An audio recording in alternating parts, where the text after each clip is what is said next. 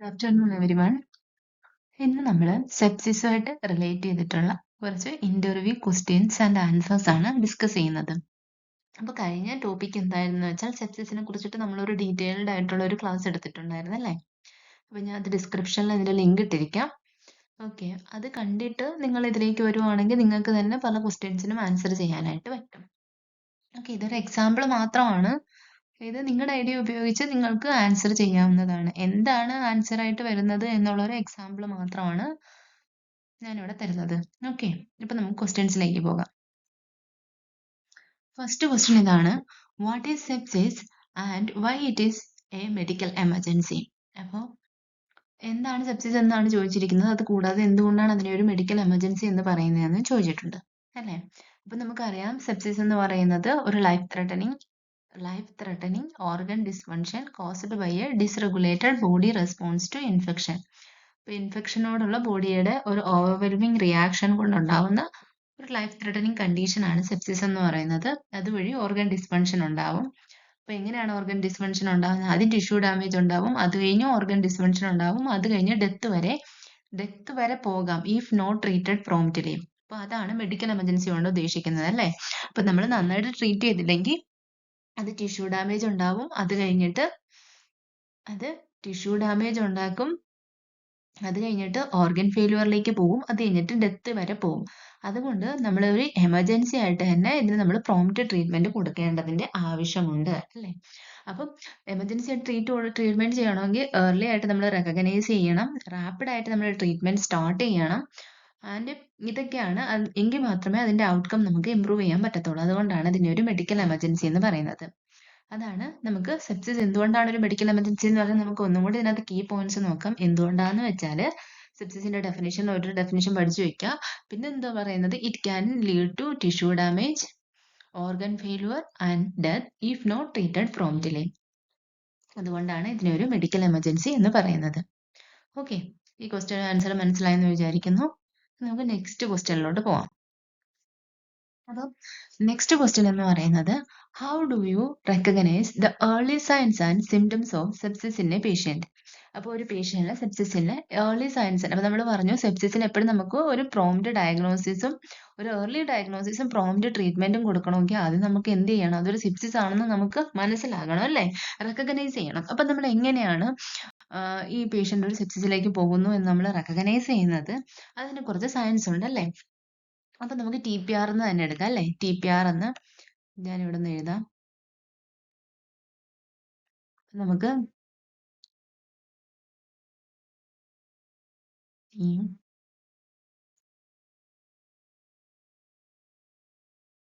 ചെയ്യാന്ന് വിചാരിക്കാം കേട്ടോ. മൗസ് ഇല്ലാത്തതുകൊണ്ടാണ്.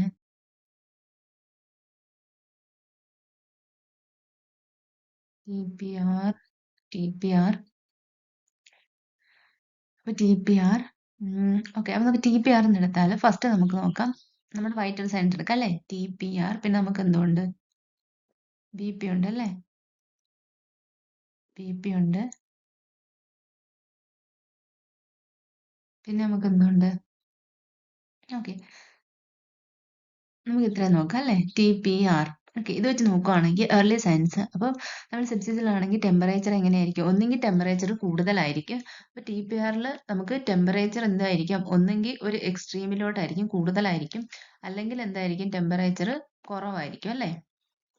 ഈ രണ്ട് കണ്ടീഷനിലും എന്ത് വേണമെങ്കിലും സെപ്സിസിൽ വരാം. അപ്പം ഒന്നെങ്കിൽ ടെമ്പറേച്ചർ കൂടുതലായിരിക്കും, കൂടുതലെന്ന് പറഞ്ഞാൽ 38.3 ഡിഗ്രി സെൽഷ്യസിൽ കൂടുതലായിരിക്കും, അല്ലെങ്കിൽ 36 ഡിഗ്രി സെൽഷ്യസിൽ കുറവായിരിക്കും. അപ്പം ഒന്നെങ്കിൽ അപ്പോൾ ഫീവർ ആയിരിക്കും, അല്ലെങ്കിൽ ഹൈപ്പോതെർമിയ ആയിരിക്കും. പിന്നെ നമ്മൾ പൾസ് എന്ന് പറഞ്ഞാൽ നമുക്ക് ഹാർട്ട് റേറ്റ് എപ്പോഴും എന്തായിരിക്കും, കൂടുതലായിരിക്കും. ഹാർട്ട് റേറ്റ് എപ്പോഴും പേഷ്യന്റ് ഹാർട്ട് റേറ്റ് കൂടുതലായിരിക്കും. പിന്നെ റെസ്പിറേറ്ററി റേറ്റും എപ്പോഴും സെപ്സിസിൽ റെസ്പിറേറ്ററി റേറ്റും കൂടുതലായിരിക്കും. പിന്നെ BP എങ്ങനെയായിരിക്കും? BP എപ്പോഴും കുറവായിരിക്കും, ഹൈപ്പോടെൻഷനിലായിരിക്കും പേഷ്യന്റ് അല്ലേ? BP എപ്പോഴും കുറവായിരിക്കും. ഇനി അടുത്തത്, അതല്ലാതെ പിന്നെ നമ്മൾ ഇത്രയും നമുക്ക് പേഷ്യന്റ് വൈറ്റൽ സയൻസിൽ നിന്ന് കിട്ടുന്ന കാര്യമാണ് അല്ലേ? നമ്മുടെ ഒബ്ജക്റ്റീവ് ഡേറ്റയാണ്. ഇനി നമുക്ക് വൈറ്റൽ സയൻസിൽ നിന്ന് കിട്ടുന്ന കാര്യമാണ്. നമ്മൾ പേഷ്യന്റിനെ ഒന്ന് നമ്മൾ അസസ് ചെയ്താൽ നമുക്ക് കിട്ടുന്ന എന്തൊക്കെയായിരിക്കും? ഒരു അൾട്ടേർഡ് മെന്റൽ സ്റ്റാറ്റസ് ഉണ്ടായിരിക്കും പേഷ്യന്റിന്. അല്ലേ? ഒരു അൾട്ടേർഡ് മെന്റൽ സ്റ്റാറ്റസ് ഉണ്ടായിരിക്കും. കൺഫ്യൂഷൻ, പേഷ്യന്റ് ചിലപ്പോൾ കൺഫ്യൂഷനോ ഡ്രൗസിനെസ്സോ ഒക്കെ നമുക്ക് കാണാൻ പറ്റും അല്ലേ? പിന്നെ നമ്മൾ എന്ത് ചെയ്യേണ്ടുള്ളത്, പേഷ്യന്റ് യൂറിൻ ഔട്ട്പുട്ട് നോക്കണം. അപ്പോൾ യൂറിൻ ഔട്ട്പുട്ട് കുറവായിരിക്കും അല്ലേ? അപ്പോൾ സെപ്സിസ് ഉള്ള ഒരു പേഷ്യന്റിന് അപ്പോൾ ഒരു സെപ്റ്റിക് ഷോക്കിലേക്കോ പോകുമ്പോഴത്തേക്ക് യൂറിൻ ഔട്ട്പുട്ട് കുറവായിരിക്കും അല്ലേ? അപ്പോൾ ഇത്രയും കാര്യങ്ങളാണ് നമ്മൾ ഏർലി സയൻസിൽ നമുക്ക് നോക്കേണ്ടുള്ള കാര്യങ്ങൾ ഇത്രയാണ്. അപ്പോൾ അത് മനസ്സിലായി കാണുമല്ലോ. അപ്പോൾ എന്തൊക്കെയാണ്, സിമ്പിൾ ആയിട്ട് ഓർത്തിരുന്നാൽ മതി. ഇപ്പം how do you recognise the early signs and symptoms of sepsis in a patient, അങ്ങനെയാണ് നമ്മളത് ചോദിക്കുന്നതെങ്കിൽ നമ്മൾ ഈ TPR എന്നുള്ളത് ഓർത്തിരിക്കുക. ടെമ്പറേച്ചർ കൂടാനോ കുറയാനോ ഉള്ള സാധ്യതയുണ്ട്. അതുപോലെ ഹാർട്ട് റേറ്റ് എപ്പോഴും കൂടുതലായിരിക്കും, റെസ്പിറേറ്ററി റേറ്റ് എപ്പോഴും കൂടുതലായിരിക്കും, പേഷ്യന്റ് ഒരു ഹൈപ്പോടെൻഷനിലായിരിക്കും. അതുപോലെ തന്നെ പേഷ്യന്റ് മെന്റൽ സ്റ്റാറ്റസ് അൾട്ടേർഡ് ആയിരിക്കും, പിന്നെ യൂറിൻ ഔട്ട്പുട്ട് കുറവായിരിക്കും. അപ്പം നമ്മൾ ഇതിന് യൂസ് ചെയ്യുന്ന ടൂൾസ് അല്ലേ, ഇത് നമ്മൾ സ്ക്രീനിങ് ടൂൾസ് നമ്മൾ ഓൾറെഡി മറ്റേ സ്ലൈഡിൽ കഴിഞ്ഞ ക്ലാസ്സിൽ നമ്മൾ പറഞ്ഞിട്ടുള്ളതാണ്. അതൊന്നും കൂടി നിങ്ങളൊന്ന് റെഫർ ചെയ്യുക. അപ്പം അതിൽ നമ്മൾ യൂസ് ചെയ്യുന്ന ടൂൾസ് ഏതാണ്, QSOFA എന്ന് പറഞ്ഞാൽ quick sequential organ function assessment, organ failure assessment കേട്ടോ, quick sequential organ failure assessment. അപ്പൊ ഇതിനകത്ത് നമ്മൾ നോക്കുന്നതെന്ന് പറഞ്ഞാൽ ഈ ക്വിക്ക് സീക്വൻഷ്യൽ ഓർഗൻ ഫെയിലുവർ അസസ്മെന്റിന്റെ പ്രത്യേകത എന്താണെന്ന് വെച്ചാൽ, ഈ quick sequential organ failure assessment പ്രത്യേകത എന്താണെന്ന് വെച്ചാൽ, ഇത് നമുക്ക് എമർജൻസീസിലും അതുപോലെ തന്നെ വാർഡ്സിലുമാണ് നമ്മളിത് യൂസ് ചെയ്യുന്നത്. എവിടേക്കാണ് നമ്മൾ യൂസ് ചെയ്യുന്നത്,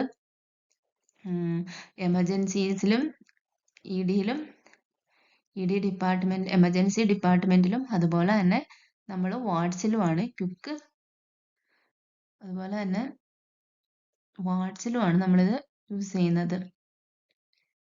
ഇതിനകത്ത് എഴുതി അത്ര പരിചയമില്ല കേട്ടോ. EDയിലും വാർഡ്സിലുമാണ് നമ്മൾ quick sequential organ failure assessment നടത്തുന്നത്. ഇത് എന്തുകൊണ്ടാണെന്ന് പറഞ്ഞ് quick sequential organ failure assessment എന്ന് പറയാനുള്ള കാരണം എന്താണെന്ന് ചോദിച്ചാൽ, ഇത് നമുക്ക് ലാബ് വാല്യൂസിന്റെ ഒന്നും ആവശ്യമില്ല. ഇത് നമ്മൾ എന്തൊക്കെയാണ് ഇതിനകത്ത് അസസ് ചെയ്യുന്നതെന്ന് പറഞ്ഞാൽ, പേഷ്യന്റിന്റെ റെസ്പിറേറ്ററി റേറ്റ് നോക്കും, പേഷ്യന്റിന്റെ BP നോക്കും, ഹൈപ്പർടെൻഷൻ റെസ്പിറേറ്ററി റേറ്റ് കൂടുതലാണോ, പേഷ്യന്റിന്റെ BP സിസ്റ്റോളിക് BP അല്ലെങ്കിൽ BP നോക്കും, ഹൈപ്പോടെൻഷനിലാണോ പേഷ്യന്റ് എന്ന് നോക്കും, പിന്നെന്തോ നോക്കും, പേഷ്യന്റ് GCS അസസ് ചെയ്യും. ഈ 3 കാര്യങ്ങൾ മാത്രമേ ഇതിനകത്ത് നമ്മൾ നോക്കത്തുള്ളൂ. ലെവൽ ഓഫ് കോൺഷ്യസ്നെസ് എങ്ങനെയാണെന്ന് നമ്മൾ നോക്കും. ഈ 3 കാര്യമാണ് എന്തിൽ നോക്കുന്നത്, SFOയിൽ നോക്കുന്നത്. ഇനി അടുത്തതാണ് എന്തെന്ന് പറയുന്നത്, early warning sign. Early warning എന്ന് വെച്ചാൽ നാഷണൽ ഏർലി വാർണിംഗ് സ്കോർ. ആ സ്കോറിംഗ് സിസ്റ്റം എന്ന് പറയുമ്പോഴത്തേക്ക് അതിനകത്ത് കുറച്ചധികം കമ്പോണൻസ് ഉണ്ട്. ഇതേപോലുള്ള കമ്പോണൻസ് തന്നെ പേഷ്യന്റ് ടെമ്പറേച്ചർ ഉണ്ട്, ഹാർട്ട് റേറ്റ് ഉണ്ട്, റെസ്പിറേറ്ററി റേറ്റ് ഉണ്ട്, സിസ്റ്റോളിക് BP ഉണ്ട്, പിന്നെ GCSന് നമ്മൾ അവിടെ ABUPO എന്നാ പറയുന്നത് കേട്ടോ, ABUPO ഉണ്ട്. പിന്നെ അവിടെ അധികമായിട്ട് വരുന്നതെന്ന് പറയുന്നത് SpO2 ഉണ്ട്. അങ്ങനെ ഒരു 7 കമ്പോണൻസ് ഈ നാഷണൽ ഏർലി വാർണിംഗ് സ്കോറിലുണ്ട്. അപ്പൊ ഇത് നമ്മൾ അസസ് ചെയ്തിട്ട് പേഷ്യന്റിന് ഈ ടൂൾസ് വെച്ചിട്ട് നമ്മൾ അസസ് ചെയ്യുമ്പോഴാണ് നമുക്ക് പേഷ്യന്റിന് എന്താണ് സെപ്സിസ് ആണോ എന്ന് നമുക്കൊന്ന് സസ്പെക്ട് ചെയ്യും നമ്മൾ അല്ലേ. സസ്പെക്ട് ചെയ്തിട്ട് നമ്മൾ എന്ത് റിസ്ക് ഉണ്ട്, അപ്പം പേഷ്യന്റിന് സെപ്സിസിന്റെ റിസ്ക് ഉണ്ടെന്ന് പറഞ്ഞിട്ട് നമുക്ക് ഇപ്പൊ പേഷ്യന്റ് നമുക്ക് വാർഡിൽ നിന്ന് ICUയിലോട്ട് മാറ്റണം, അല്ലെങ്കിൽ പുതിയൊരു കെയർ കൊടുക്കണം, അല്ലെങ്കിൽ ഒരു മൾട്ടി ഡിസിപ്ലിനറി ടീമിനെ വിളിക്കണം. എന്ന് വെച്ചാൽ പേഷ്യന്റിന് യൂറിൻ ഔട്ട്പുട്ട് കുറവാണ്, ഇപ്പൊ പേഷ്യന്റിന് റീനൽ പ്രോബ്ലംസ് ഉണ്ട്, പേഷ്യന്റിന് ഒരു ഡയാലിസിസ് ചെയ്യണം, അങ്ങനെയൊക്കെ നമുക്ക് ഇത് അസസ് ചെയ്താൽ മാത്രമേ മനസ്സിലാവത്തുള്ളൂ. അങ്ങനെ അസസ് ചെയ്തിട്ട് നമ്മൾ എന്താ ഒരു മൾട്ടി ഡിസിപ്ലിനറി ടീമിനെ കോൺടാക്ട് ചെയ്യുന്നുണ്ട്, ഒരു ഡയാലിസിസ് യൂണിറ്റിലേക്ക് മാറ്റുന്നു, അല്ലെങ്കിൽ ICUയിലേക്ക് മാറ്റുന്നു. അതൊക്കെ നമ്മൾ ഈ ടൂൾ വെച്ചിട്ടാണ് നോക്കുന്നത് അല്ലേ. QSFO and national early warning score. Okay, ഇത്രയും മനസ്സിലായല്ലോ. ഇനി അടുത്ത നെക്സ്റ്റ് എന്ന് പറയുന്നത് what are the key steps in the sepsis 6 bundle. അപ്പൊ അതൊരു what are the key step in the sepsis 6 bundle. അപ്പം എന്തൊക്കെയാണ് സെപ്സിസ് 6 ബണ്ടിലെ കീ സ്റ്റെപ്പ് എന്ന് പറയുന്നത്. അപ്പൊ നമ്മള് ഈ എന്താണ് സെപ്സിസ് 6 ബണ്ടിൽ എന്ന് നമുക്ക് നോക്കണം. അപ്പൊ നമ്മൾ ആദ്യം അതിന് വേണം ആൻസർ ചെയ്യാൻ. അപ്പൊ നമുക്ക് സെപ്സിസ് 6 ബണ്ടിൽ എന്താണെന്ന് മനസ്സിലാകണമെങ്കിൽ, എന്താണ് സെപ്സിസ് 6 ബണ്ടിൽ എന്ന് പറയുന്നത്, sepsis 6 is a set of immediate intervention to be delivered within 1 hour of sepsis recognition. അപ്പം ഇവിടെ നമ്മൾ സെപ്സിസ് ആണെന്ന് മനസ്സിലാക്കി, പേഷ്യന്റ് സെപ്സിസ് ആണ്. അപ്പൊ ഇതെന്താണ്, ഒരു ഇന്റർവെൻഷനിൽ വരുന്നതാണ്. അപ്പം ഫസ്റ്റ് അവറിൽ നമ്മൾ കൊടുക്കുന്ന ഇന്റർവെൻഷൻസ് ആണ് സെപ്സിസ് 6 ബണ്ടിൽ എന്ന് പറയുന്നത്. മനസ്സിലായോ? അപ്പൊ എന്തൊക്കെയാണ് നമ്മൾ സിമ്പിൾ ആയിട്ട് ഈ പറയുവാണെങ്കിൽ, സെപ്സിസ് 6 ബണ്ടിലിന് നമുക്ക്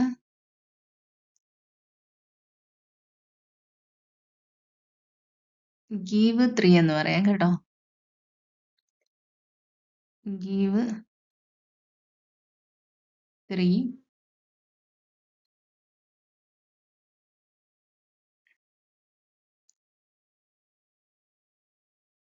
എനിക്കിതിനകത്ത് എഴുതി പരിചയമില്ലാത്തതുകൊണ്ടാണ് മൗസും ഇല്ലാത്തതുകൊണ്ടാണ് കേട്ടോ.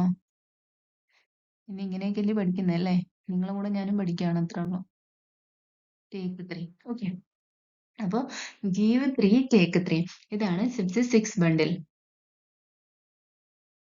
സെപ്സിസ് 6 ബണ്ടില് ഗീവ് 3. അപ്പൊ നമ്മള് പേഷ്യന്റിന് ഒരു മണിക്കൂറിനുള്ളിൽ, അപ്പൊ സെപ്സിസ് റെക്കഗ്നൈസ് ചെയ്ത് 1 മണിക്കൂറിനുള്ളിൽ നമ്മൾ എന്തൊക്കെയോ 3 കാര്യങ്ങൾ കൊടുക്കണം. എന്നിട്ട് അതുപോലെ തന്നെ പേഷ്യന്റിൽ നിന്ന് 3 കാര്യങ്ങൾ എടുക്കണം. ആ 3 3 6, അതാണ് സെപ്സിസ് 6 ബണ്ടിൽ എന്ന് പറയുന്നത്. അപ്പൊ എന്താണ് പേഷ്യന്റിന് കൊടുക്കേണ്ടുള്ളത്? Administer high flow oxygen. High flow oxygen കൊടുക്കുക.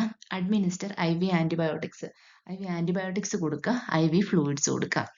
ഇതാണ് നമ്മൾ കൊടുക്കേണ്ടുള്ള ഗീവ് 3 എന്ന് പറയുന്നത്. അപ്പൊ എന്തൊക്കെയാണ് ഗീവ് 3? ആദ്യം ഓക്സിജൻ കൊടുക്കുക, ആന്റിബയോട്ടിക്സ് കൊടുക്കുക. എന്ന് വെച്ചാൽ broad spectrum antibiotic within 1 hour തന്നെ സ്റ്റാർട്ട് ചെയ്യാം. അപ്പൊ ബ്രോഡ് സ്പെക്ട്രം ആന്റിബയോട്ടിക് ഇന്ന് അപ്പൊ ഞാൻ ഇങ്ങനെ പറയുവാണെങ്കിൽ ഇന്ന് എനിക്ക് നൈറ്റ് ആയിരുന്നു കേട്ടോ. അപ്പം എൻ്റെ ഒരു പേഷ്യന്റ് ഉണ്ടായിരുന്നു, അതൊരു ബേബിയാണ്. അപ്പം ബേബിക്ക് കുറച്ചധികം സർജറി ഒക്കെ കഴിഞ്ഞിട്ടുള്ള ബേബിയാണ്. അപ്പം ഒരു സെൻട്രൽ ലൈൻ കഴിഞ്ഞ ദിവസം ഒരു സെൻട്രൽ ലൈൻ ഒക്കെ ഇട്ടിട്ടുണ്ടായിരുന്നു. അപ്പം ബേബിക്ക് നല്ല ഫീവർ ഉണ്ടായിരുന്നു. അങ്ങനെ ഫീവർ ഉണ്ടായിരുന്നിട്ട് കഴിഞ്ഞ ദിവസം ഒരു 4 മണിയൊക്കെ ആയപ്പോഴത്തേക്ക് മെറോപ്പനം സ്റ്റാർട്ട് ചെയ്തു. ഒരു കൾച്ചറും വിട്ടിട്ട് മെറോപ്പനം സ്റ്റാർട്ട് ചെയ്തു. അപ്പോൾ സ്റ്റാർട്ട് ചെയ്ത സമയത്ത് ബേബിക്ക് നല്ല ഫീവർ ഉണ്ടായിരുന്നു. ബേബി എന്ന് പറഞ്ഞാൽ നിങ്ങൾ അത്ര ചെറിയ പ്രായമാണെന്ന് വിചാരിക്കേണ്ട. 3 വയസ്സുണ്ട് പുള്ളിക്കാരിക്ക്. അപ്പം മെറോപ്പനം സ്റ്റാർട്ട് ചെയ്തു. 4 മണിക്ക് മെറോപ്പനം ഒരു ഡോസ് കൊടുത്തു. അത് കഴിഞ്ഞിട്ട് പിന്നെ രാത്രിയിൽ മെറോപ്പനം ഒരു ഡോസ് കൊടുത്തു. അപ്പൊ ഈ 4 മണിക്കും ഈ രാത്രിയിൽ 1 മണി വരെ നല്ല ഫീവർ ഉണ്ടായിരുന്നു. 102, 101 ഒക്കെ ആയിരുന്നു ഫീവർ. അപ്പൊ ആ ഒരു ബ്രോഡ് സ്പെക്ട്രം ആന്റിബയോട്ടിക് സ്റ്റാർട്ട് ചെയ്തതിന് ശേഷം രാവിലെ ഒരു 6 മണിക്ക് ഫീവർ ചെക്ക് ചെയ്തപ്പോഴത്തേക്ക് 96 ഉള്ളു. അപ്പം അതാണ് ആ ഒരു വിത്തിൻ 1 hour നമ്മൾ ആ ഒരു ബ്രോഡ് സ്പെക്ട്രം എന്ന് വെച്ചാൽ കൾച്ചറിനൊന്നും നമ്മൾ വെയിറ്റ് ചെയ്യാൻ നിൽക്കരുത്. ഒരു ബ്രോഡ് സ്പെക്ട്രം ആന്റിബയോട്ടിക് സ്റ്റാർട്ട് ചെയ്യുക. അത്രയും നമുക്ക് മോർട്ടാലിറ്റി കുറയ്ക്കാനായിട്ട് പറ്റും. അതാണ് എന്ത് പറയുന്നത്, അഡ്മിനിസ്റ്റർ IV ആന്റിബയോട്ടിക്സ്. പിന്നെ അതുപോലെ തന്നെ IV ഫ്ലൂയിഡ്സ് കൊടുക്കുക. കാരണം പേഷ്യന്റ് ഒരു ഹൈപ്പർ ടെൻഷനിലാണ്. അപ്പോൾ നമ്മൾ IV ഫ്ലൂയിഡ്സ് സ്റ്റാർട്ട് ചെയ്യുക. അപ്പോൾ നമ്മൾ ഗീവ് 3ക്ക് IV ഫ്ലൂയിഡ്സ് സ്റ്റാർട്ട് ചെയ്തിട്ട് ഹൈപ്പർ ടെൻഷൻ മാറുന്നില്ലെങ്കിൽ നമുക്ക് എന്ത് ചെയ്യാം, ഒരു വാസപ്രസറിലേക്ക് പോവാം. അതും ഗീവ് 3യിൽ വരുന്നുണ്ട്. നമ്മൾ ആദ്യം IV ഫ്ലൂയിഡ് സ്റ്റാർട്ട് ചെയ്ത് തുടങ്ങണം എന്നാണ് പറയുന്നത്, അവർ ഉദ്ദേശിക്കുന്നത് കേട്ടോ. പിന്നെ അത് കഴിഞ്ഞിട്ട് ടേക്ക് 3യിൽ ഞാൻ പറഞ്ഞല്ലോ എന്താണ്, ബ്ലഡ് കൾച്ചേഴ്സ് വിടുക പേഷ്യന്റിന്റെ.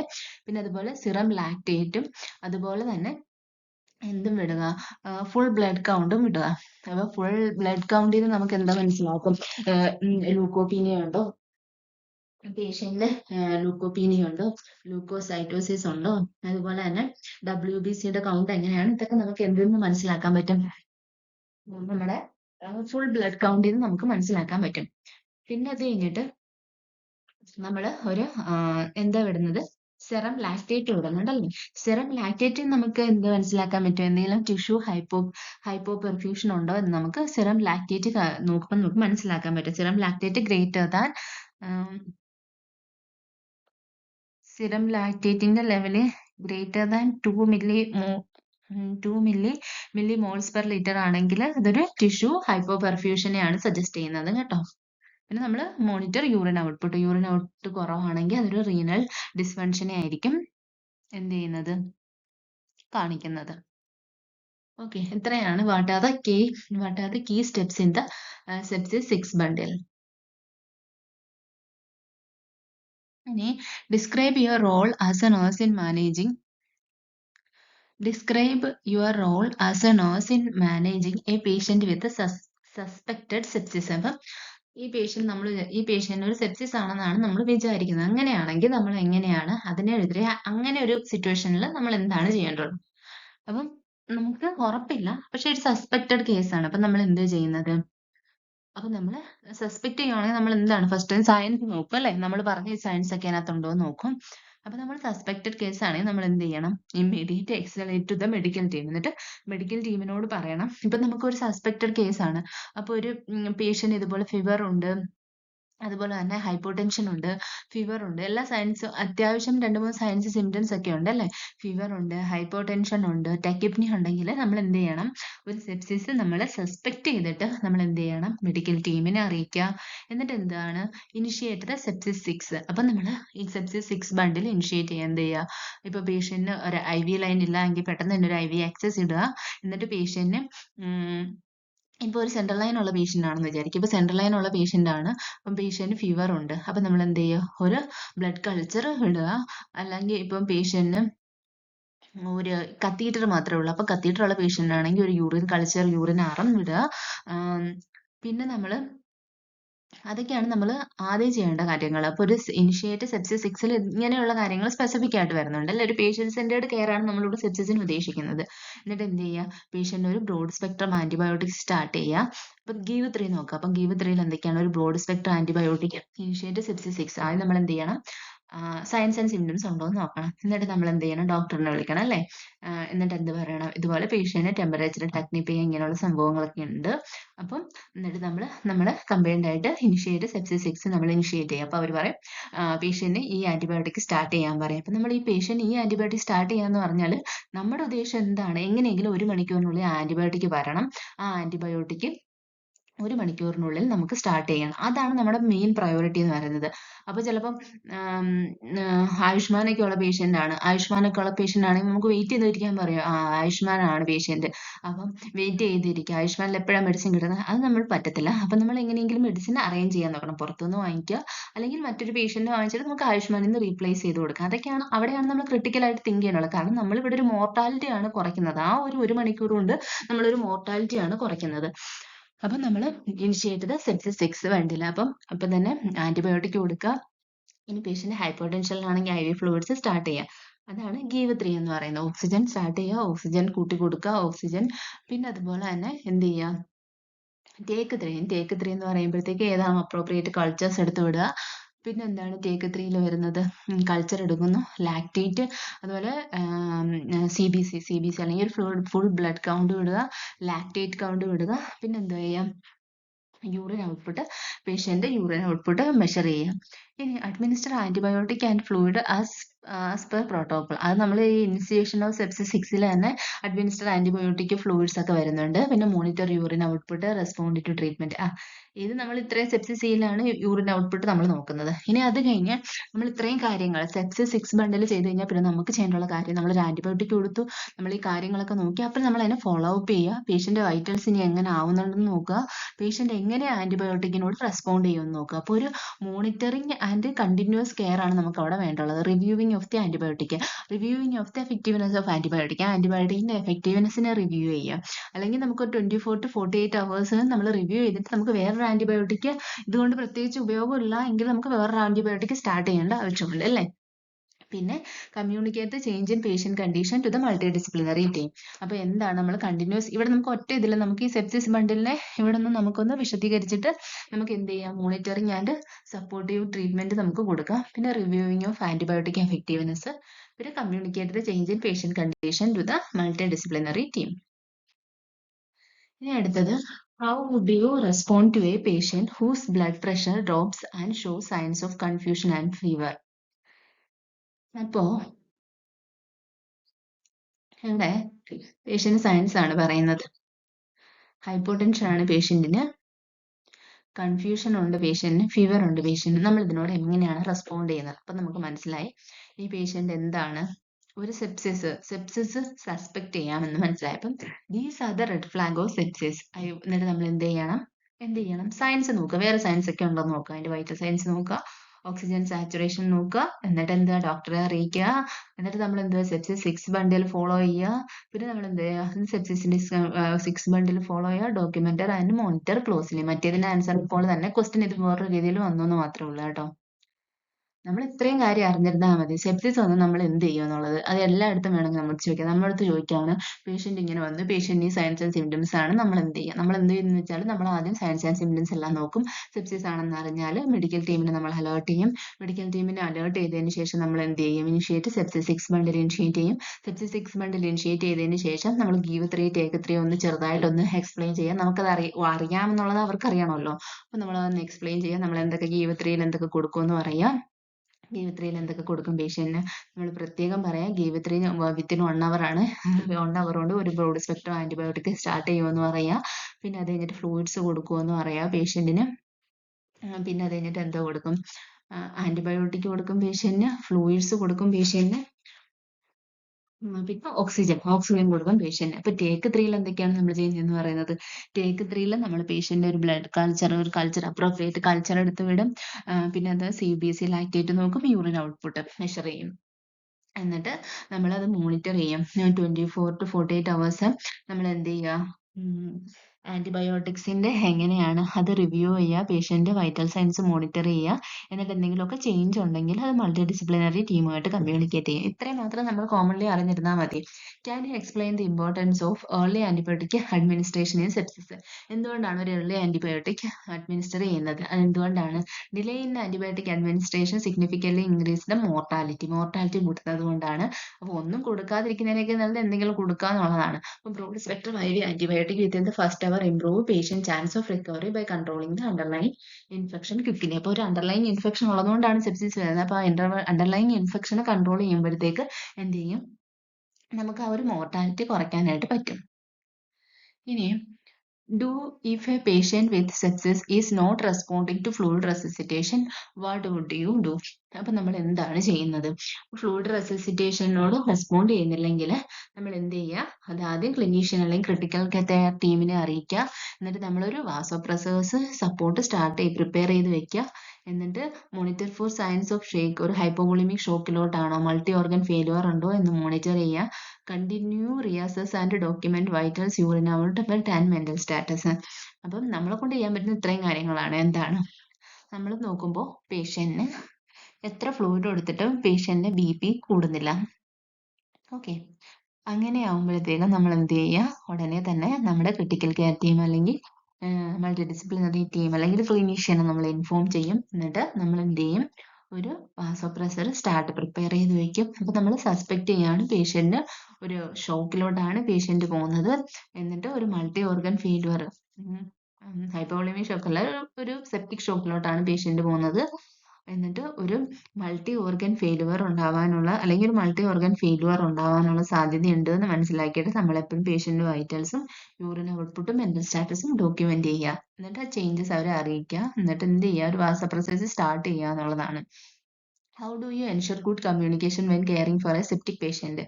ഒരു സെപ്റ്റിക് പേഷ്യന്റിനെയാണ് കെയർ ചെയ്യുന്നതെങ്കിൽ നമ്മൾ എങ്ങനെയാണ് കമ്മ്യൂണിക്കേഷൻ? അപ്പം നമ്മൾ കമ്മ്യൂണിക്കേഷൻ എന്ന് പറയുമ്പോഴത്തേക്ക് അതിനൊരു നമുക്ക് ഈ സെപ്സിസിൽ കമ്മ്യൂണിക്കേഷൻ വളരെ ഇമ്പോർട്ടൻ്റ് ആണ്. കാരണം നമ്മൾ ഒരു കാര്യം ഇപ്പോൾ ക്ലിയർ ആൻഡ് ടൈംലി കമ്മ്യൂണിക്കേഷൻ വേണം. കാരണം നമ്മൾ ആന്റിബയോട്ടിക് സ്റ്റാർട്ട് ചെയ്തിട്ട് ആ ആന്റിബയോട്ടിക് എഫക്റ്റീവ്നെസ് ആവുന്നോ ഇല്ലയോ നമ്മൾ അത് കമ്മ്യൂണിക്കേറ്റ് ചെയ്താൽ മാത്രമേ നമുക്ക് വേറൊരു ആന്റിബയോട്ടിക് നമുക്ക് ട്രൈ ചെയ്യാനോ ആ ഒരു മോർട്ടാലിറ്റി കുറയ്ക്കാനേ പറ്റത്തുള്ളൂ. അപ്പം clear and timely communication using tool like ISBAR ഐയും കൂടി ഉണ്ട് കേട്ടോ. Identification, situation, background assessment, recommendation.